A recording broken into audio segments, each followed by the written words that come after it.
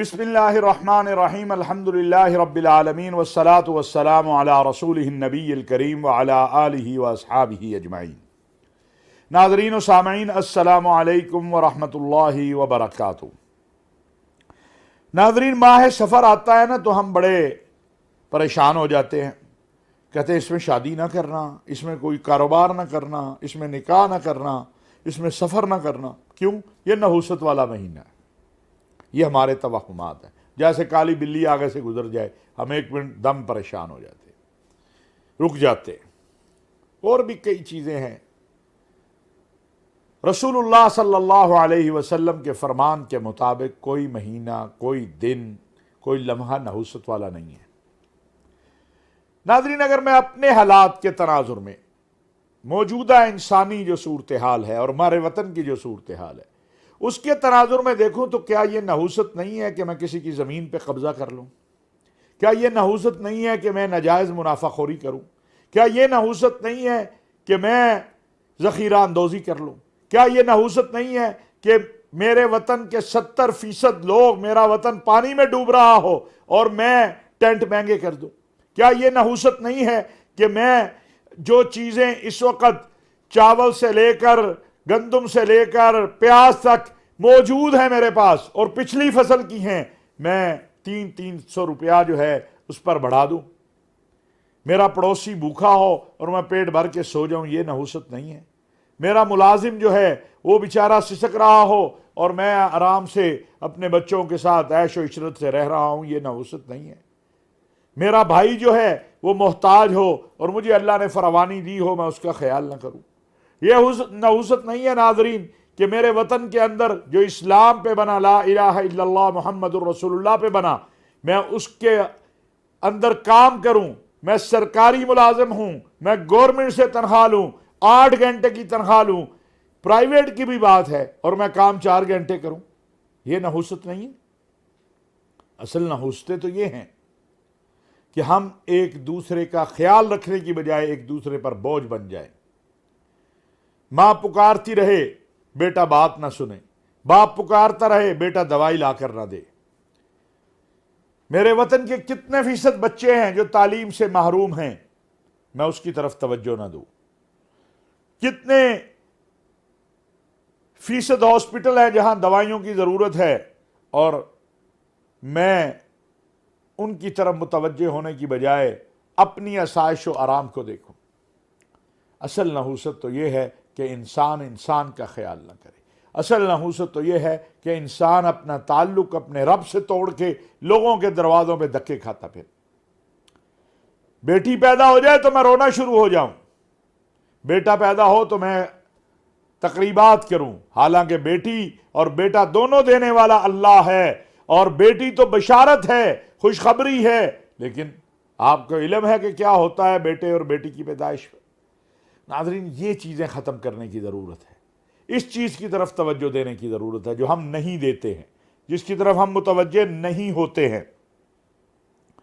میری گزارش یہ ہے، میری التماس یہ ہے، میری التجا یہ ہے کہ اس وقت جو سیلابی کیفیت ہے، اس سیلابی کیفیت کے اندر ہمیں باہر نکلنا چاہیے، اپنے ہموطنوں کی مدد کرنی چاہیے۔ آپ دیکھیں UNO کے سیکرٹری جنرل آئے ہوئے ہیں، دنیا سے یہاں پر قافلے آ رہے ہیں، مدد کے لیے آ رہے ہیں۔ ہمیں بھی اپنے ہم وطنوں کی مدد کے لیے نکلنا چاہیے۔ جو فیکٹری والا ہے وہ کمبل بناتا ہے، وہ ٹینٹ بناتا ہے، وہ دوائیاں بناتا ہے، جو چیزیں ان سیلاب زدہ علاقوں میں چاہیے ہیں ان چیزوں کے اوپر ہم اپنا نفع کم کر دیں، بلکہ کوشش یہ کریں کہ کاسٹ ٹو کاسٹ ہم دیں تاکہ ہمارے بہن بھائیوں کی مدد ہو۔ یاد رکھیں، وہ بڑے آرام سے رہ رہے تھے، آسائشوں سے رہ رہے تھے، بڑے بڑے محل بھی تھے، چھوٹے چھوٹے گھر بھی تھے۔ آج نہ ان کے پاس محل رہے نہ گھر رہے، آج وہ زمین کے اوپر ہیں، ٹینٹوں کے اندر ہیں، مچھر ہے، بیماریاں ہیں، ڈنگی ہے۔ اور ڈنگی سے میں یہ بھی کہوں کہ خدا کے لیے اس وقت جو ملک کے اندر اور بالخصوص ان علاقوں میں اور پنجاب میں جو ڈنگی کی صورتحال ہے اس میں احتیاط کریں، پانی صاف جو ہے وہ برتنوں میں باہر مت رکھیں، اسی کے اوپر جو ہے یہ ڈنگی آتا ہے۔ جتنی بھی تحقیقات ہیں، ڈاکٹر کہتے ہیں، انتظامیہ کہتی ہے، ان کے ساتھ آپ ڈنگی کے حوالے سے بھی تعاون کریں۔ اور یہ صورتحال آپ کے سامنے ہے جو اس وقت بنی ہوئی ہے۔ اس میں ناظرین ہمیں آگے بڑھنا ہے اور آگے بڑھ کے جو ہے اپنے ہم وطنوں کی مدد کرنی ہے۔ ناظرین اس وقت ملک میں جو کیفیت ہے وہ آپ کے سامنے ہے۔ مہنگائی دن بدن بڑھ رہی ہے اور اس کی وجہ یہ ہے کہ ہم مسلسل قرضوں کے نیچے ہیں۔ قرضہ لیتے ہیں، قرضہ اتارتے ہیں، سود پھر ہمارے اوپر، قرضہ لیا، قرضہ اتارا۔ ہمارے ملک کو اللہ تبارک و تعالیٰ نے بہت کچھ عنایت کیا ہوا ہے۔ دیانتداری کی ضرورت ہے، وطن سے محبت کی ضرورت ہے، وطن کے ساتھ وفا کی ضرورت ہے اور خالص نیت کی ضرورت ہے۔ اللہ کے نبی صلی اللہ علیہ وسلم نے فرمایا انما الاعمال بالنیات وانما لکل امر ما نوی، عملوں کا دار و مدار نیتوں پر ہے۔ اگر ہماری نیت ٹھیک ہوگی، ہمارا ارادے ٹھیک ہوں گے، ہمارا عزم ٹھیک ہوگا، وَمَن يَتَوَكَّلْ عَلَى اللَّهِ فَهُوَ حَسْبُهُ، جو اللہ پر توکل کرتا ہے اللہ اس کے لیے کافی ہو جاتا ہے، اور جو اللہ کو چھوڑ دیتا ہے پھر اللہ بھی اسے چھوڑ دیتا ہے۔ اللہ تو پھر بھی نہیں چھوڑتا ہے، لیکن اللہ نے یہ کہا ان اللہ لا یغیر ما بقوم حتی یغیروا ما بانفسہم۔ ابھی جب یہ لوگ کہتے ہیں، میں نے پہلے بھی ایک دو بار عرض کیا کہ جناب یہ تو پانی جو سیلاب آیا اللہ کا عذاب ہے، تو میں کہتا ہوں یہ اللہ کا عذاب اگر آیا ہے تو آپ کی کوتاہیوں کی وجہ سے آیا ہے، سبب ہم ہیں۔ انگریز جو پل بنا گیا 100 سال پہلے، 150 سال پہلے، وہ باقی ہے۔ میں نے جو 10 سال پہلے بنایا وہ ٹوٹ گیا ہے، کوئی پوچھنے والا ہے؟ کوئی احتساب کرنے والا ہے؟ جب 2010 میں سیلاب آیا یہ وہی علاقے ہیں، وہی جگہ ہیں، یہی گھر ٹوٹے، یہی علاقے ڈوبے، آج پھر وہاں پر آباد کاری کر لی۔ خدا کے لیے کوئی پلاننگ کرتے، کوئی سوچتے کہ ابھی یہاں سے پانی گزرا ہے، اگر دوبارہ آیا تو کیا ہوگا، لیکن کسی نے نہیں سوچا۔ ایسے تو نہیں ہوتا ہے نا، ہمیں اس غور و فکر کرنا چاہیے کہ ہم کر کیا رہے ہیں۔ ان حالات میں جب کہ ملک کی یہ صورتحال ہے ناظرین، میں سمجھتا ہوں کہ ملک کے اندر ایک ڈائلاگ کی ضرورت ہے، ایک گفتگو کی ضرورت ہے، افہام و تفہیم کی ضرورت ہے۔ ایک طرف ویسے میں عرض کروں، بڑے درد دل سے یہ کہنا چاہتا ہوں کہ ہم نے کوئی ادارہ باقی نہیں رہنے دیا جس پر کوئی اعتماد رہ جائے۔ جس کا دل چاہتا ہے، جو چاہتا ہے کہہ دیتا ہے۔ وہ میرا جوان جو سیاچین پہ کھڑا ہے، افغان بارڈر پہ، ایران بارڈر پہ، انڈیا کے بارڈر پہ کھڑا ہے، اس پہ کیا بیتتی ہوگی، ذرا یہ تو سوچیں۔ کبھی کہتے ہیں جرنیلوں میں سے محب وطن تلاش کریں۔ وہ بیچارہ جرنیل جو رات کی تہجد میں بھی اپنے رب سے شہادت مانگتا ہے، اب اس کی حب الوطنی کا سرٹیفکیٹ ان جائے سیاسی قائدین سے تلاش کریں، خان صاحب کے بعد، باقیوں کے بعد، کہ جی انا للہ و انا الیہ راجعون۔ کچھ تو خدا کا خوف کریں۔ کیا کہہ رہے ہیں آپ؟ کیا کر رہے ہیں؟ اور پھر یہ واحد سانحہ ہے پاکستان کا جس میں قوم جمع نہیں ہو رہی ہے۔ قوم میں تو درد ہے، چلے تھوڑا ہی صحیح، پھر بھی لوگوں میں درد ہے۔ لوگ اپنے بھائیوں کی مدد کرنا چاہتے ہیں، نکل رہے ہیں۔ قائدین کیا کر رہے ہیں؟ ابھی یہ جو جلسے کیے گئے، کروڑوں اربہ روپے لگ گئے، الیکشن ملتوی ہو گیا۔ یہی غریبوں پہ لگائے ہوتے، سیلاب زدہ علاقوں میں لگائے ہوتے، اللہ بھی راضی ہوتا، اللہ کے بندے بھی راضی ہوتے، کیا فائدہ ہوا؟ اب الیکشن ملتوی، دوبارہ خرچہ۔ ویسے تو یہ خرچے کا بھی کچھ ہونا چاہیے، چیف الیکشن کمشنر صاحب کو سوچنا چاہیے اس پر۔ ہم تو بہت دیر سے کہہ رہے ہیں کہ آپ کہتے ہیں 15 لاکھ یا 30 لاکھ یا 20 لاکھ ہے، میں نے 30 کروڑ روپیہ لگ جاتا ہے۔ یہ سچی بات ہے، اس سے کوئی انکار تھوڑا کیا جا سکتا ہے۔ ہمارے سامنے ہے جو کچھ اخراجات ہوتے ہیں اور جس طرح اخراجات کیے جاتے ہیں اور جو کچھ ہو رہا ہوتا ہے۔ اللہ تعالیٰ رحم فرمائے ہمارے اوپر جو صورتحال بن چکی ہے۔ ناظرین، اسی طرح جو میں نے بات کی، صدر مملکت کو آگے آنا چاہیے، سب کو بلانا چاہیے، بات چیت شروع کرنی چاہیے۔ اگر انتخابات بھی ہونے ہیں تو انتخابات لڑکے تو نہیں کسی نے آپ کو دینے نا۔ انتخابات کے لیے بغیر انتخابی اصلاحات کے آپ کس طرح انتخابات کرا لیں گے؟ بہت ساری اصلاحات ہونی ہیں، اس کے لیے بات چیت ہونی ہے، اور ملک میں عدم استحکام سے تو الیکشن کوئی نہیں دے گا آپ کو، کسی کو بھی نہیں ملے گا۔ الیکشن تو پھر اپنے وقت پہ ہوگا، چونکہ جو عسکری قیادت ہے اس نے کہا آپ جانیں، آپ کا کام جانیں، یہ سیاستدانوں کے درمیان ہم نے نہیں آنا۔ آپ نے کیا کچھ نہیں کیا ان کے ساتھ، کیوں آئیں وہ؟ اب انہوں نے فیصلہ کیا کہ ہم ایک طرف رہیں گے تو رہنے دیں انہیں ایک طرف، پھر انہیں آوازیں دیتے ہیں کہ آؤ۔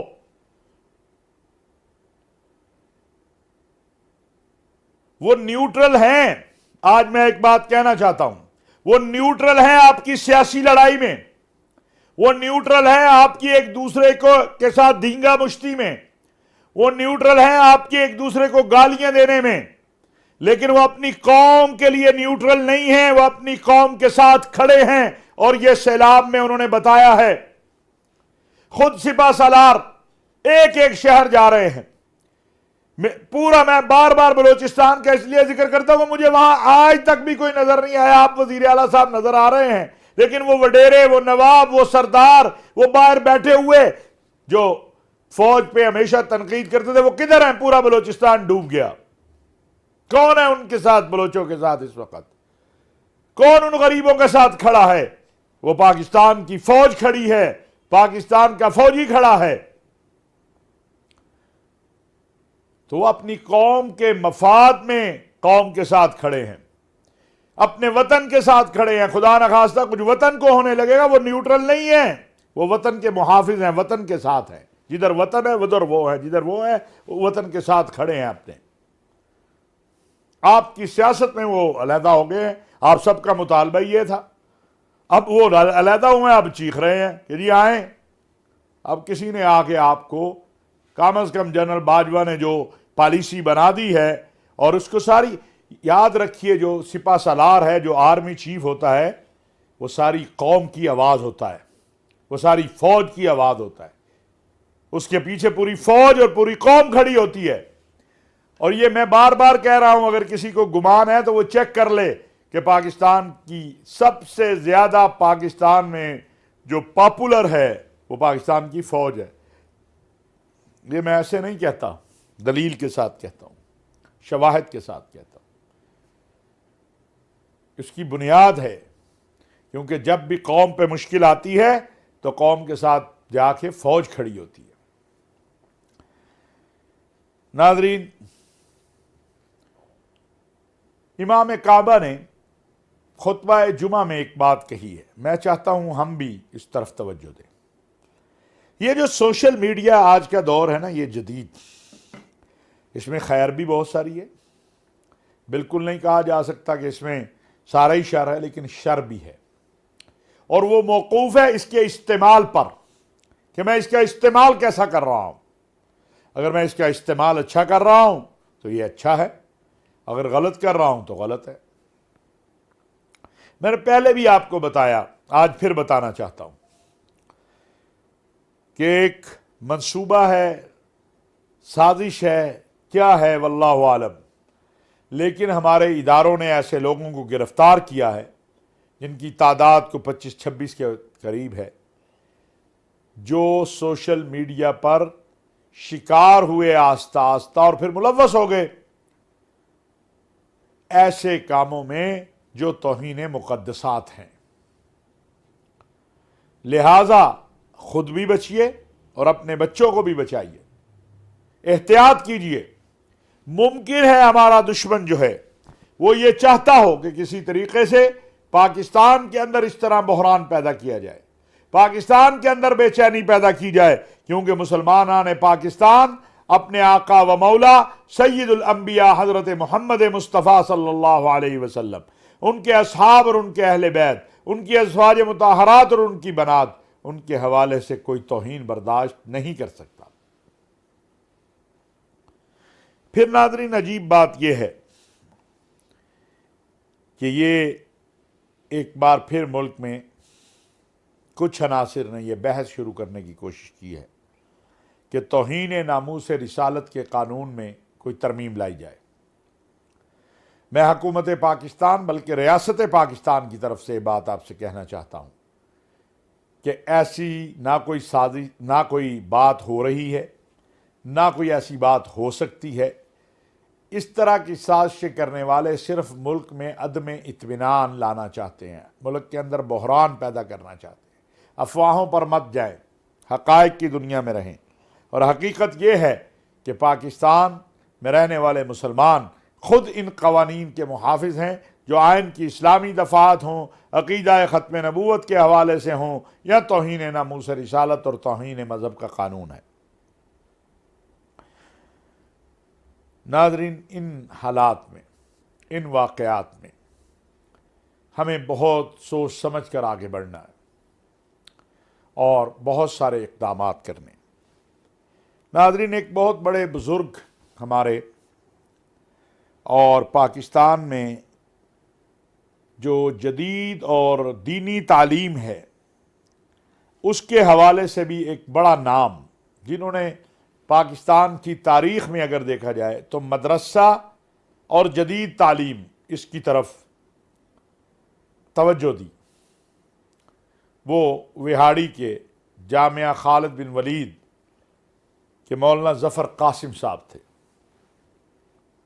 بہت بڑے عالم دین تھے، اس میں کوئی شک نہیں ہے، ان کی بڑی علمی اور دینی خدمات ہیں۔ اللہ تبارک و تعالی نے ہر انسان کو جس کو زندگی دی ہے، یا ہر ذی روح کو، اسے واپس لے جانے کا بھی بندوبست کیا ہے۔ وہ وفاق المدارس العربیہ کی دستور ساز کمیٹی کے ممبر تھے، جامعہ خالد بن ولید کے بانی کہہ لیں، محتمم کہہ لیں تھے۔ وہ گزشتہ دنوں انتقال کر گئے، 2 روز پہلے۔ انا للہ و انا الیہ راجعون۔ مولانا کی اسلام اور مسلمانوں کے لیے بہت ساری خدمات ہیں۔ ایک بڑی قرآن شائع کرنے والی کمپنی کہ قرآن کریم جو ہیں ان کے اعراب اور غلطیوں کی تصحیح کرنے کا بھی اعزاز اور خدمت مولانا کو حاصل تھی۔ یہ اللہ کے ولی ہیں جو اس وطن میں انسانیت کی، مسلمانوں کی، غیر مسلموں کی بھی خدمت کرتے ہیں۔ ایک بہت بڑے رقبے کے اوپر قائم جامعہ خالد بن ولید اس بات کی گواہی ہے کہ مولانا ظفر قاسم نے پاکستان کی، اسلام کی، اللہ کی توحید کی، محمد عربی صلی اللہ علیہ وسلم کی رسالت و ختم نبوت کی، اصحاب رسول و اہل بیت کی عظمت و صداقت کی، ملک کے اندر امن اور اتحاد اور وحدت کے لیے بے انتہا خدمات سر انجام دی ہیں۔ اس وقت ہزاروں، بلکہ میں اگر کہوں تو لاکھوں ان کے شاگرد اور ان کے شاگردوں کے شاگرد پوری دنیا میں موجود ہیں۔ میں ان کے ساتھ ان کے لیے دعائے مغفرت کرتے ہوئے اللہ تعالیٰ ان کے درجات کو بلند فرمائے، ان کے گناہوں کو معاف فرمائے اور ان کے لواحقین کو صبر جمیل عطا فرمائے۔ کہا جاتا ہے کہ عالم کی موت پورے عالم کی موت ہے، اس لیے کہ وہ علم تقسیم کر رہا ہوتا ہے، وہ جہالت کے خلاف کھڑا ہوتا ہے، وہ دین کا عالم ہو تو اور زیادہ اس کی خدمات ہیں۔ گٹا ٹوپ اندھیرے میں شمع جلانا یہ آسان کام نہیں ہے۔ مولانا ظفر قاسم ان لوگوں میں تھے جنہوں نے گٹا ٹوپ اندھیروں میں، جہالت کے اندھیروں میں، لادینیت کے اندھیروں میں، الحاد کے اندھیروں میں اللہ کی توحید اور محمد عربی صلی اللہ علیہ وسلم کی رسالت و ختم نبوت اور اسلام کی شمع کو روشن کیا۔ میں ان کے لواحقین سے، ان کے شاگردوں سے، ان کے ساتھیوں سے، ان کے دوستوں سے سب سے تعزیت کا اظہار کرتا ہوں۔ ان کی وفات سے پورے عالم اسلام کو ایک ناقابل تلافی نقصان ہوا ہے، لیکن یہ اللہ کریم کا دستور ہے کہ جو آیا ہے اس نے جانا ہے۔ لہٰذا ہمیں اللہ کے اس فیصلے کو قبول کرنا ہے اور دعا کرنی ہے کہ رب العزت ہم سب کا خاتمہ بھی ایمان پہ فرمائے، ہمیں سعادت کی زندگی اور شہادت کی موت نصیب فرمائے۔ وما علینا الا البلاغ المبین۔